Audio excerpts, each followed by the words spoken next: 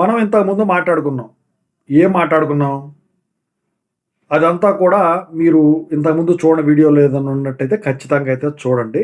మొత్తానికి ఏదైతే నేను ఎప్పటినుంచో మొత్తుకుంటున్నానో అదే జరగటం అయితే జరిగింది. సో, ఇంతకి అదేంటో చెప్తాను. దాని గురించి చెప్పబోయే ముందైతే ఇంతవరకు ఈ ఛానల్ సబ్స్క్రైబ్ చేసుకొని వాళ్ళు ఎవరైనా ఉంటే సబ్స్క్రైబ్ చేసుకొని ఈ వీడియోని లైక్ చేసి, షేర్ చేయండి.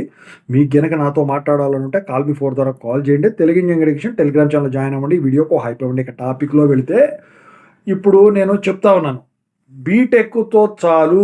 ఇక ముందు ముందు చదివేదానికి ఓపిక లేదని వదిలేస్తున్నారు అని చెప్పాను కదా! అదే ప్రూవ్ అయింది. పీజీ సెట్‌కి అంతగా ఆశించినంతగా అప్లికేషన్స్ రావట్లేదు. అయితే ఇప్పుడు ఈ సంవత్సరం వచ్చేసరికి మీకు చాలా అంటే చాలా సీట్లు ఖాళీగా ఉంటాయి. చదువు మీద ఇంట్రెస్ట్ ఉండి ఇక ఫ్యాకల్టీ సైడే వెళ్ళాలనుకునే వాళ్ళకి ఇదొక సదవకాశం అనమాట.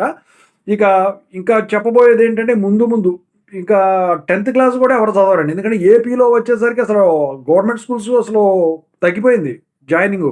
సో, మరి తెలంగాణలో ఎట్లుందని నేను చెప్పలేను గానీ, ప్రస్తుతానికైతే బీటెక్‌తో ఆపేద్దాం చాలురా దేవుడా అని ఉద్దేశంలో అయితే ఉన్నారు. స్టూడెంట్స్ గూడా ఎక్కువ శాతం మంది ఉపాధి వైపే చూస్తున్నారు తప్ప, ఈ జాబ్స్ గురించి ఎవరు గూడా దేకట్లేదు.